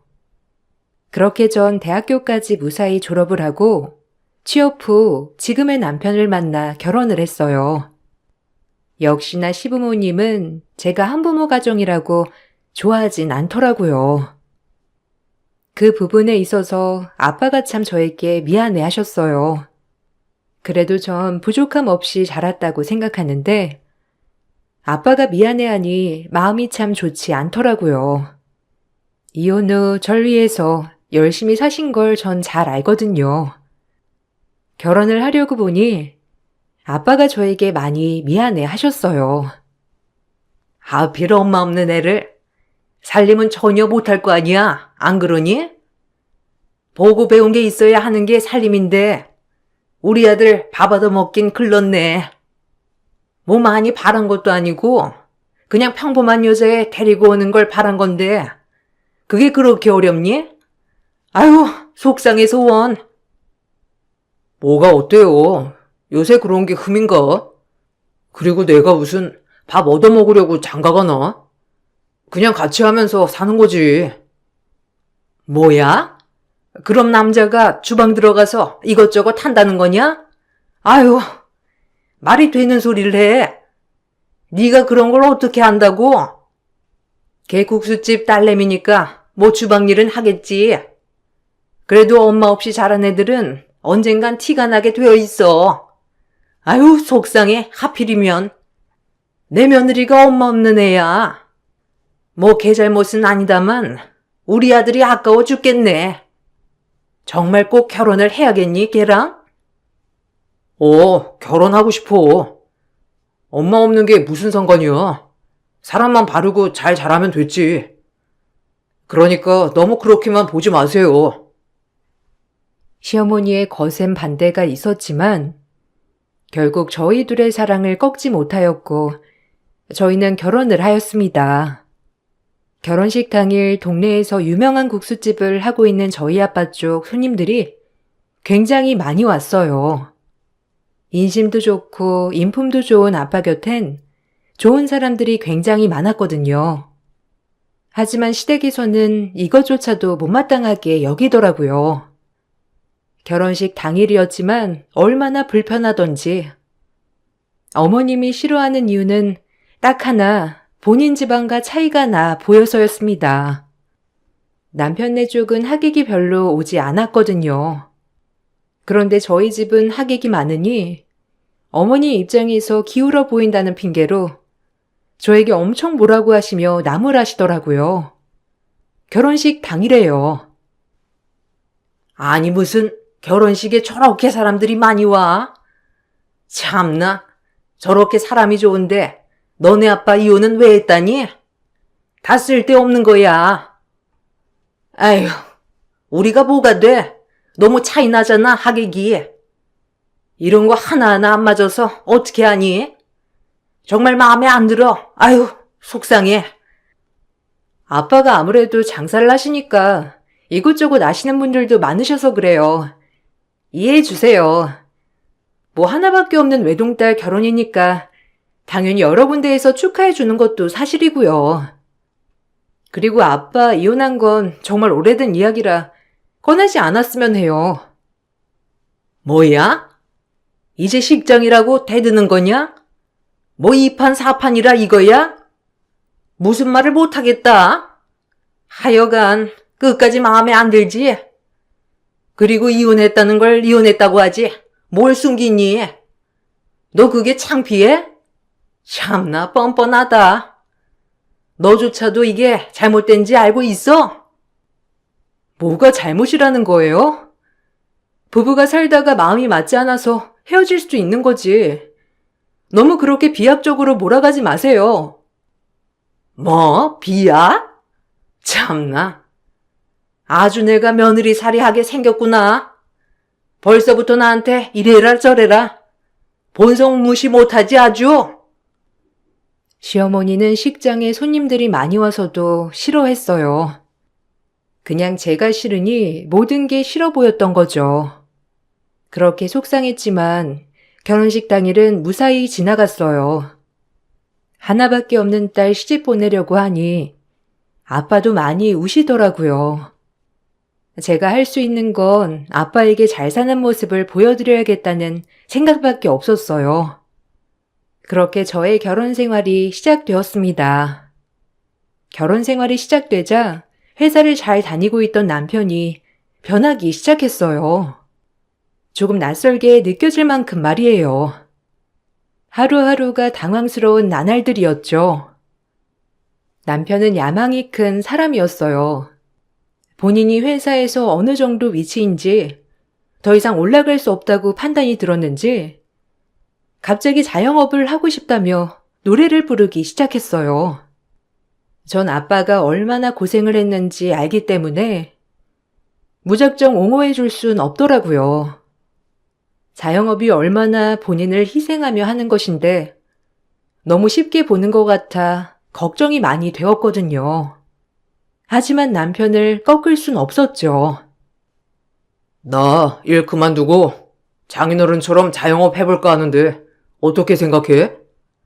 뭐 아버님한테 잘 보이면 국수집 체인점 하나는 내주시지 않을까? 평생 남 밑에서 이렇게 일하려고 생각하니까 숨 막혀. 차라리 내 일하면서 내 몸 갈아 넣는 게 낫지. 자영업이 얼마나 힘든 건데. 우리 아빠 고생 많이 했어. 쉬운 게 아니야. 내 시간도 없고 내가 아파도 뭐 입원하는 것도 마음 편히 못하고. 지금 회사는 그래도 더 다녀야지. 우리 이제 아이도 가져야 하고 집 대출금도 있는데 안 그래? 장인어른 수입 많이 될 거 아니야. 내 시간 없어도 그 정도 수입이면 할만하지. 내가 잘 돼야 너도 잘 되는 거 아니야? 그렇긴 한데 하여튼 자영업은 좀 생각해보자. 자기 무슨 요식업의 요자도 모르면서 갑자기 국수집 체인점을 한다고 그래. 평소에 그런 말도 없었으면서 그건 좀 생각해보자. 국수집 아니더라도 여러 가지 있으니까 천천히 생각해, 응? 지금은 너무 섣불러. 당신 만나기 전부터 생각했던 거야. 내 사업 꼭 해보고 싶었어. 난 남 밑에서 일하는 거 못해. 내가 부려야 되는 사람인 거지. 그러니까 장인어른한테 잘 좀 말해주면 안 될까? 나 진짜 내 장사 한번 해보고 싶어서 그래. 당신밖에 없잖아, 도와줄 사람이. 갑작스럽게 아빠의 국수집 체인점을 하고 싶다고 조르는 남편을 보자니 마음이 착잡해지더라고요. 그동안 숱한 체인 문의에도 본점을 내면 분명 맛이 변한다는 소신이 있는 아빠였기에 번번이 거절을 하셨거든요. 하지만 남편이 이 국수집의 체인을 갖고 싶다는 말에 마음이 착잡했습니다. 한번 말문이 트이니 남편은 아침 저녁으로 저를 졸라대기 시작했고, 하물며 시어머니까지도 저에게 국수집 체인을 해줬으면 좋겠다고 대놓고 압박하시더라고요. 너무 불편한 나날들이었죠. 어떻게 해야 할까라는 고민도 함께요. 남편이 이렇게 원하니 말씀을 드려볼까 싶다가도 아빠의 오랜 신념을 제가 무시할 순 없다고는 생각이 들고 혼란스러웠죠. 아니, 인혁이 국수집 하고 싶어 하는데 네가 그런 것도 연결 못 해주니? 너네 아빠 가게 잘 된다며. 그거 체인 하나 받아서 하면 되겠구먼. 뭐가 어려운 일이라고? 어차피 인혁이가 잘 되면 너도 잘 되는 거 아니니? 나 같으면 말도 꺼내기 전에 해주겠다. 아, 그게 쉬운 게 아니에요. 아빠 사전에 체인이란 없으시기도 하고 동네 장사하는 건데 그렇게까지 하실 분이 아니라서. 그러니까 너한테 얘기하는 거 아니야. 딸 하나 있는 거 그거 부탁도 못 들어준다니? 네가 이 집에 와서 한 게 뭐가 있어? 너 내가 말했지? 엄마도 없고 그래서 본 거 없어서 마음에 안 든다고. 네가 이런 거라도 해야 내가 이쁘게 봐줄까 말까야. 알아? 어머님, 너무하시네요. 엄마 없는 게 제 탓도 아닌데 말끝마다 엄마 없다, 엄마 없다. 어른이 그렇게 말씀하시는 건 좀 아니지 않아요? 뭐야? 아주 날 가르치려 들어 이게? 너네 아빠가 너 오냐오냐 키워서 그런 거 아니야 이게 다. 잔말 말고 체인 좀 알아봐. 그렇게는 못하겠네요. 아빠 가게가 무슨 떡하니 마음만 먹으면 차릴 수 있는 것도 아니고 저한테 압박하지 마세요. 그리고 무슨 분점 저한테 맡겨놓으셨어요? 어머님이 이런 식으로 나오니까 더 말하기 싫네요. 저희 문제 저희가 알아서 할게요. 시어머니는 강압적이셨어요. 제가 마음에 안 드니 남편 체인점끼리라도 뚫어주라며 닥달을 하셨거든요. 이러지도 저러지도 못하는 상황이었어요. 강력히 체인점을 하고 싶어하는 남편을 보고 있자니 너무 거절하는 것도 마음이 쓰였고 아빠의 소신을 알기 때문에 아빠에게 선뜻 이런 얘기를 하기도 어려웠거든요. 하지만 부모는 자식의 모든 걸 꿰뚫어 본다고 할까요? 회사 일을 끝내고 오랜만에 아빠 얼굴 좀 볼 겸 국수를 먹으러 식당에 방문했던 날이 있었어요. 아빠는 반갑게 맞아주더라고요. 역시나 제 깊은 고민을 알고 있다는 듯이 제 얼굴부터 살피시는 아빠였어요. 정말 고맙기도 하고 마음이 안 좋기도 하더라고요. 아이고, 살이 쏙 빠졌네. 무슨 일이 있어? 결혼한 새색시가 왜 이렇게 얼굴이 안 좋아? 일단 국수 맛있게 말아주마. 팍팍 먹어. 일은 무슨, 그냥 요새 일이 많아서 그래. 여전히 잘 되네. 아빠 힘들지 않아? 30년 넘게 국술집만 했는데. 힘들어도 어쩌냐. 이게 내 운명인데. 그래도 감사하지. 매번 찾아주는 손님들 때문에 이렇게 잘 되는 거니까. 게을리하지 말고 감사하다 생각하며 일을 해야지. 아니 근데 너 무슨 고민 있는 거야? 얼굴에 다 쓰여 있어. 아빠한테 얘기해봐, 어? 아빠가 이렇게 고민을 털어놓으라고 하니 말을 하게 되더라고요. 제가 이야기를 꺼내자 아빠는 급격히 어두워지셨지만 그래도 제가 더 걱정할까봐 긍정적으로 검토해 보신다고 하셨죠. 정말 고마운 마음이 들었습니다. 아빠의 소신을 저버린 채 저를 위해서 생각을 해보신다고 하니 정말 죄송한 마음과 함께 고마운 마음이 들더라고요. 자식은 어찌할 수 없구나 싶기도 했고요. 김서방이 아빠 가게 체인점 받고 싶어 해. 아무래도 요새 회사 사정도 그렇고 성격도 약간 사업가 체질이잖아. 그래서 아빠 거 분점 내면 어떻나 얘기하더라고. 근데 아빠 거절해도 돼. 왜냐면 내가 아빠 모르는 것도 아닌데 뭐 괜찮아. 분점? 국수집 하는 게 보통 일이 아닌데. 아무래도 회사 일만 하다가 김서방이 이런 일 할 수 있겠어? 그러다가 이도저도 아닌 꼴 될까봐 그렇지. 일단 아빠가 긍정적으로 검토는 해볼게. 나중에 김서방이랑 자세히 얘기해 보도록 하자. 전화할게. 그것 때문에 마음 쓰였던 거야? 진작 말하지. 이게 뭐라고. 너 마음고생했을 생각에 속상하다 아빠가. 이런 건 말해도 돼. 아빠한테 부담 갈까봐 그러지. 미안해. 아빠의 신념이 있는데 또 괜히 나 때문에 바꾸는 게 돼서 말이야. 이해해줘서 고마워. 그렇게 생각해 본다고 한 일이 지나고 아빠는 저와 남편을 식당으로 부르셨어요. 큰 고심을 하신 끝에 내린 결론을 말씀해 주시더라고요. 아빠의 결정에 남편은 그렇게 마음에 드는 표정은 아니었지만 그래도 긍정적으로 받아들이려고 했고요. 전 아빠한테 너무 고마웠죠. 본인의 신념을 저 하나 때문에 바꿨다는 게 참 고맙고 죄송스럽더라고요. 이래서 자식인가 싶기도 했고요. 사실 아빠는 재료의 맛이 변할까봐 30년 전부터 같이 일하던 주방 직원들이 아니면 절대 수제자를 받지 않으셨거든요. 그것이 저의 남편이기 때문에 아빠가 기회를 주신 거죠. 이것을 알기 때문에 아빠한테 너무나도 고마운 마음만 들더라고요. 아무래도 처음에 분점 내는 거보다 내 밑에서 일 좀 하다가 적응될 때쯤에 분점을 생각해보는 게 어떨까 싶은데. 아, 밑에서요? 요새 체인점은 그냥 비법만 알려주고 내는 것 같던데. 일단 그래도 배워서 해야 하는 건 맞으니까 그렇게 하도록 할게요. 어차피 제가 가업을 잇는 것도 장인어른한텐 좋을 거 아니에요. 알겠습니다. 그렇게 할게요. 아빠, 고마워. 그렇게 생각하기 쉽지 않았을 텐데. 어쨌든 긍정적으로 생각해줬다니까 내가 다 감개무량하네. 고맙긴. 김서방, 사업이라는 게 보통 일이 아니야.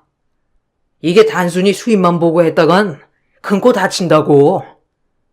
희생해야 할 것도 많고 얼마나 신경 써야 할 것 투성인데. 뭐 자네가 이런 거 다 각오하고 한다고 하지만 사실 걱정되는 건 사실이긴 해. 장인어른, 걱정 마세요. 제가 설마 국수 하나 못 말까 봐요? 여기 메뉴가 딱 잔치국수, 비빔국수 2개인데 이거 2개를 못 할까 봐 걱정하시는 거예요? 아휴, 절 너무 가소평가하시는 거 아니에요? 걱정 붙들어 매십시오. 제가 깜짝 놀라게 해드릴게요.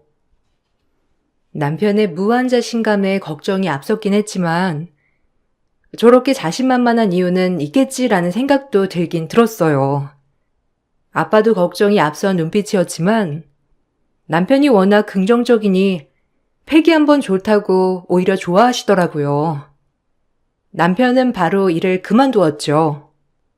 그렇게 남편은 아빠의 가게에서 일을 배우기 시작했어요. 시어머니는 이것조차 못마땅해 하시더라고요.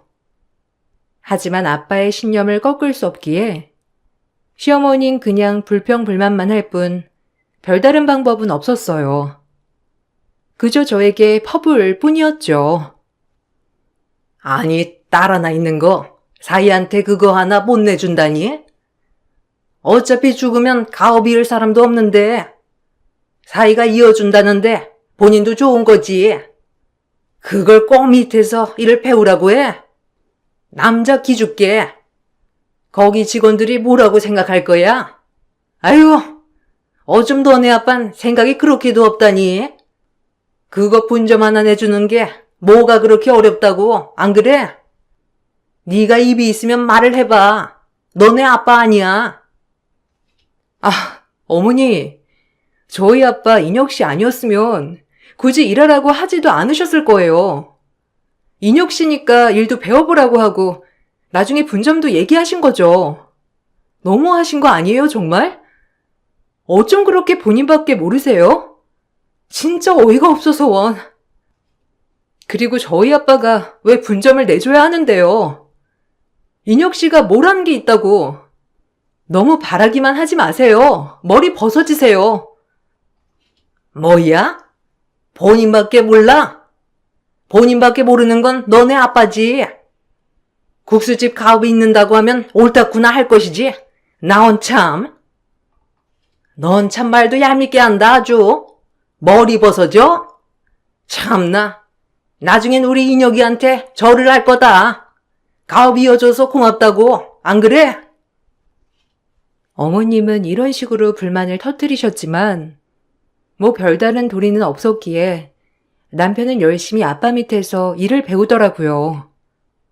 그래도 걱정했던 것과는 완전히 다르게 남편은 열심히 하려고 하더라고요. 그리고 그렇게 몇 개월을 아빠 밑에서 일을 배우며 도왔어요. 그리고 일이 손에 잡히기 시작하자 점점 불만을 토로하더라고요. 제가 우려하던 일이 벌어지기 시작했던 것이었죠. 남편은 열심히 하겠다는 말도 얼마 가지 않아 아빠의 사업 방식이 마음에 들지 않는다며 지배와 불만을 토로하는 일이 잦아졌어요. 듣기에 힘들더라고요. 이런 걸 다 감수해야 하는 게 맞는 건데 본인 말만 맞는다고 하니 좀 어리석어 보이기도 했고요. 아니 아버님, 그냥 너무 융통성이 없으신 것 같아. 손님도 더 받고 할 수 있는 거를 가지고 그렇게 육수를 꼭 오래 끓여서 손님들도 기다리게 만들고 집에 가게 만들고 답답하다니까. 이래서 젊은 사람들이 장사를 해야 해. 난 절대 안 그래야지. 그러니까 아빠 가게에 손님이 많은 거야. 육수 맛이 변하지가 않으니까. 자기 너무 그렇게 얘기하지 마. 그러면 손님이 줄겠지. 처음엔 많다가도. 아빠 신념이니까 아빠한테 일 배울 거면 똑바로 배워. 자기는 지금 배우는 입장이잖아. 아빠 30년 넘게 장사하셨어. 그 신념 지키면서. 이렇게 손님들 유치하는 게 쉬운 건 줄 알아? 벌써부터 걱정이다 진짜. 내가 운영하면 더 잘하지. 걱정 마. 아버님보다 내가 훨씬 더 잘할 거니까. 분점만 받으면 아마 본점보다 더 잘 될걸? 남편의 불만이 터져나온 만큼 좀 어이가 없었지만 그래도 그러려니 했습니다. 처음 하는 일이기도 하고 남편도 워낙 곱게 자란 편이기 때문에 본인밖에 모르는 사람이기도 했거든요. 서서히 일을 하면서 아빠를 이해할 거라고만 생각했어요. 그리고 남편은 점차점차 늦기 시작했죠. 아무래도 늦은 시간까지 장인의 기술을 배우느라 늦나 보다 생각했습니다. 이런 사이를 아빠가 좀 더 예쁘게 봐주셨으면 좋겠다 하는 마음도 당연히 있었지만 엄격하신 분이니 오죽하겠거니 했어요. 가족들도 안 맞는데 뭐 남이야 더 안 맞겠지라는 생각도 있었고요. 그렇게 남편이 분점을 위해 아빠에게 일을 배웠을 때 저에게 청천벽력 같은 일이 일어났습니다. 아직까지 믿기지 않지만 정말 다신 겪고 싶지 않을 일이었죠. 얼마나 슬프던지. 여기 대학병원이야. 장인어른 위독하셔. 얼른 여기로 와. 너무 놀라지 말고. 나도 이렇게 전해야 하는 게 슬프다. 뭐? 무슨 말이야? 건강하던 아빠가 갑자기 왜 위독하단 거야? 곧 갈게. 아빠 좀 잘 보살펴주고 있어. 알겠지? 남편의 부름에 달려간 병실. 아빠의 임종도 보지 못한 채 아빠는 돌아가셨습니다. 남편 말로는 일을 하다 주방에서 미끄러지셔 쓰러지셨는데 싱크대 모서리에 머리를 부딪혀서 뇌출혈로 사망을 하신 거라고 얘기하더라고요. 너무 충격적이었어요. 의사 사인도 뇌출혈이었고요. 아무래도 정말 쓰러지면서 싱크대에 부딪힌 게 사실이었죠. 정말 믿을 수가 없더라고요. 주방이 미끄러웠나 봐, 그날따라. 아버님이 원래도 그렇게 열성적이잖아. 일하시다가 그만 미끄러져서. 어떡해? 말도 안 돼.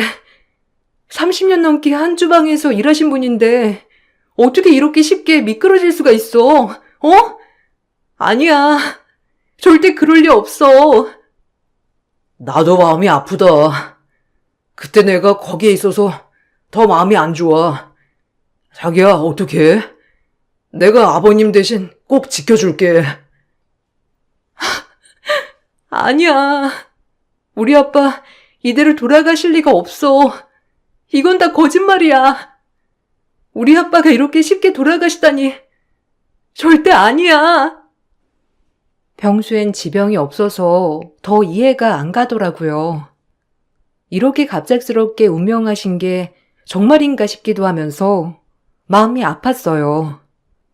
저의 하나뿐인 가족, 그리고 절 평생 지지해주던 아빠가 그렇게 예고도 없이 돌아가시게 된 것이죠. 정말 슬프더라고요. 내 인생에서 이렇게 슬픈 일이 있을까 싶기도 하면서 정말 제정신이 아닌 채로 장례를 치렀어요. 그리고 아빠가 없는 가게는 문을 닫게 되었죠. 남편은 배우는 과정이었기 때문에 당장에 국수집을 차릴 수가 없었거든요. 그걸 할 수 있는 상황도 아니었고요. 돌아가시려면 인혁이 앞길 좀 잘 터주고 돌아가시지. 갑작스럽게 이게 뭐야 도대체? 그 국수 가게 인혁이가 대신해야 하는 거 아니니? 어차피 비워둘 수도 없고 몇 개월 동안 그래도 갈고 닦은 실력이 있는데 네 마음이 좀 안 됐지만 이성적으로 판단하렴. 뭐라고요? 아빠 장례 치른 지 얼마나 됐다고 가게 운운하시는 거예요? 아니요. 어차피 아빠의 맛이 아니라면 가게 하는 거 원하지 않아요. 그리고 말 조심 좀 해주세요. 저도 지금 제정신이 아니거든요. 가게 문제는 나중에 인혁 씨랑 얘기할게요. 압이 없어서 불쌍하게 좀 여겨주려고 했더니 역시는 역시다. 말하는 봄새 좀 봐줘. 살 사람은 살아야지. 어떻게 저렇게 지고집만 부리면서 그래? 인혁이 국수집 하고 싶어 하는 거 뻔히 알면서. 너 정말 이기적인 건 여전하다. 내가 말을 꼭 하게 해. 그만 좀 하세요. 사람이 어떻게 그렇게 본인밖에 모를 수가 있죠?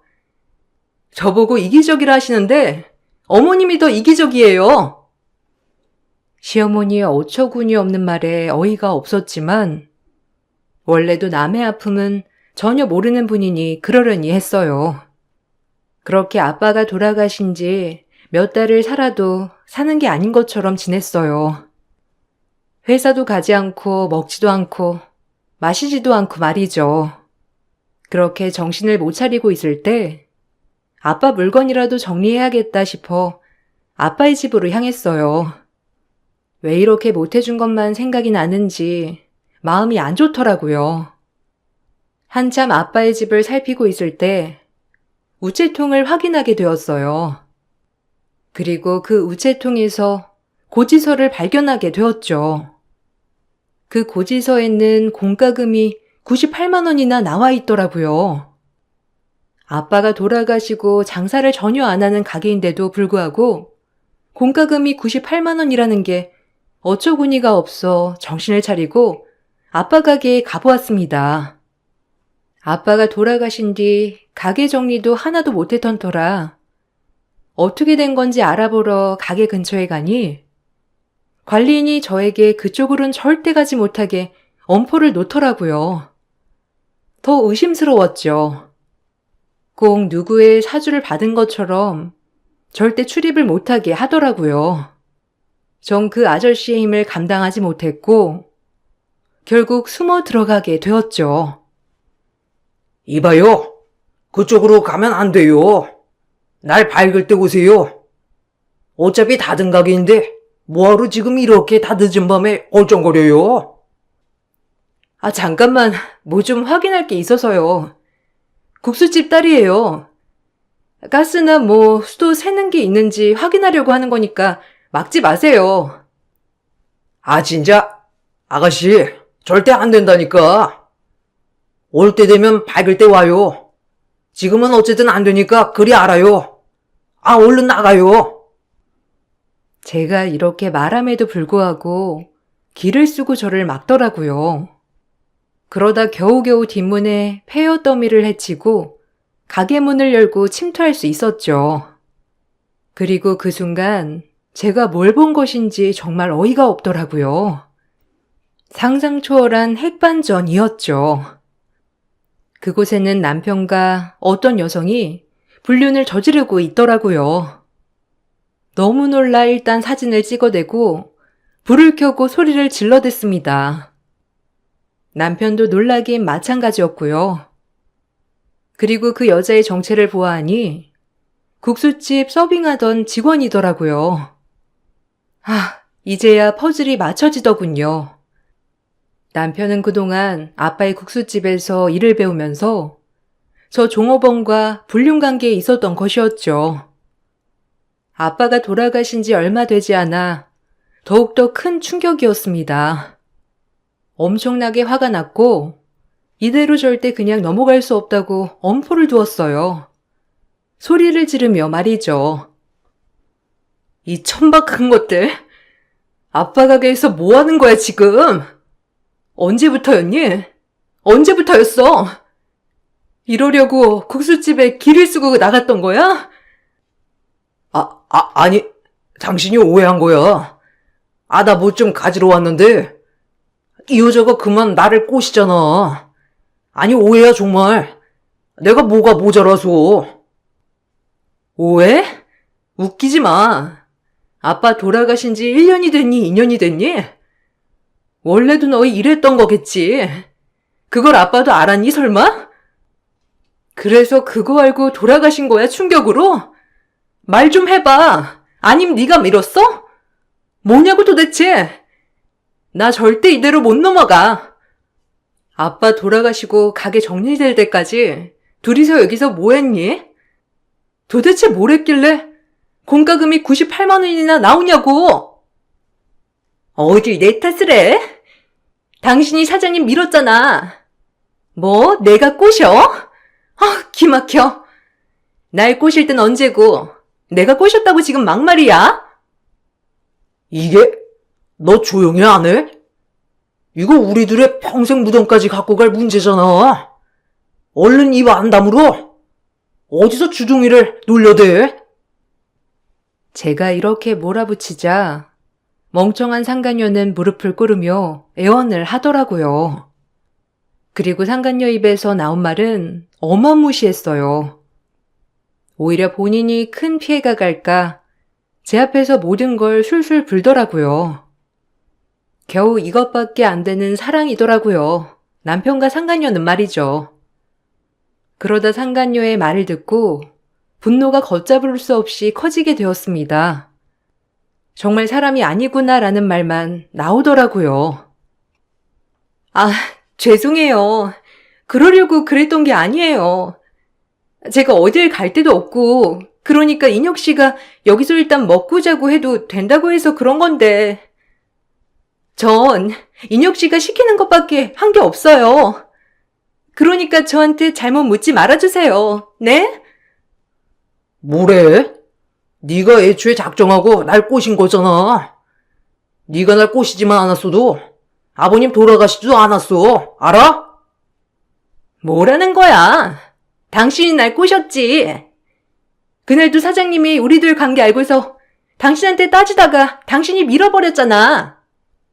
그래서 싱크대 쪽에 머리 부딪혀서 돌아가신 거잖아. 이제 와서 나한테 모든 걸 덮어씌우려고 해? 사모님, 제 말 좀 믿어주세요. 네? 뭐? 그런 거였어? 그리고 뻔뻔하게 여길 네 집처럼 썼다 이거지? 그리고 우리 아빠를 네가 죽인 거네 그럼. 아니, 너네들이 죽인 거네. 아빠는 알고 있었어 그럼? 너희들 불륜을? 그러다가 네가 밀어서 돌아가신 거야. 그걸 나한테 미끄러졌다고 하고 속이고. 이게 눈 감으면 해결될 줄 알았니? 이 살인자 새끼들. 내가 알게 된 이상 가만 안 있어. 알겠어? 아니야. 내 말 좀 들어봐. 정말 실수였어. 내가 어떻게 사람을 죽여? 그냥 살짝, 아주 살짝 뿌리친 건데 아버님이 중심을 잃고 쓰러지신 거야. 어떻게 내가 죽였다고 할 수 있겠어? 안 그래? 제발 내 말 좀 들어줘 자기야. 우리 부부잖아. 부부는 무슨? 우린 끝이야. 너랑 결혼을 했다는 게 수치스럽다. 내가 왜 너 같은 걸 선택해서 이 꼴을 당해야 하는지. 정 그 자리에서 온갖 부엌 도구로 그 연놈들을 두들겨 패기 시작했고, 애초에 불륜 사진을 찍었을 당시 음성 메모도 같이 해놓은 상태였기 때문에 망연자실하며 경찰서를 찾아갔습니다. 그리고 그 연놈들이 한 얘기를 토대로 수사는 다시 시작되었어요. 경찰들도 아주 악질들이라며 구속을 시킬 거라고 엄포를 놓더라고요. 그 와중에 그 두 연놈들은 끝까지 싸우기 시작했죠. 상간녀와 남편은 절대 본인들 잘못이 아니라고 서로의 탓만 하더라고요. 뻔뻔하게 그 순간까지 말이죠. 계속되는 경찰 수사에 결국 상간녀와 남편은 그날 있었던 모든 일을 불게 되었고 재판에 넘겨지게 되었습니다. 전 모든 진실을 알게 된 순간 마음은 미어지더라고요. 아빠 마음이 어땠을지 상상도 안 가서 말이죠. 결국 남편은 살인죄로 징역 20년, 그리고 상간녀는 살인 방조죄로 징역 12년 구형이 떨어졌습니다.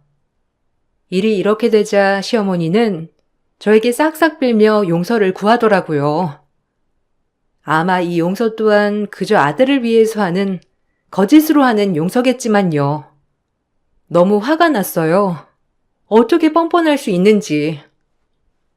제발 우리 아들 합의 좀 해줘라. 응? 본인도 욱해서 그런 것 같은데. 네가 선처만 해주면 우리 아들 징역살이도 감형될 수 있대. 너희 아빠 이렇게 된 건 안타깝지만 인혁이가 오죽했으면 그랬겠니? 안 그래? 얼마나 놀랬으면 밀었겠어? 우발적이래. 정말 계획적이 아니라 우발적 말이야. 제발 합의 좀 해주면 안 되겠니? 내가 평생 너한테 잘할게. 제발, 응? 뭐? 나한테 평생 잘해? 난 아빠를 잃었어, 알아? 당신들처럼 사람 같지도 않은 인간들 때문에 애초에 거르는 거였는데 절대 합의 없어. 징역 살고 나와서도 가만 안 있어. 무슨 일이든 절대 못하게 할 거니까 어느 지역이든 다 찾아가서 살인자라고 얘기할 거야. 알겠어? 나 절대 용서 못하니까 그런 줄 알아. 구질구질한 것들, 인성 쓰레기들. 그날 그게 아니었다면 평생 모른 척 했겠지. 제발 부탁한다. 내가 그동안 너한테 했던 모든 것들도 다 용서를 구할게. 그러니까 한 번만 나를 위해 봐주면 안 되겠니? 그리고 전 남편과 이혼 소송을 진행했어요. 불륜의 자료들도 제출을 했고요. 법원은 모든 것이 저의 편이었습니다. 마음 같아선 혼인 무효 소송을 하고 싶었지만 혼인 기간도 꽤 되었고 사실상 이혼 소송이 낫다고 하더라고요. 그렇게 이혼 소송을 진행하면서 시댁 쪽의 위자료를 모두 가져올 수 있었어요. 상간녀한테 위자료 소송도 했고요.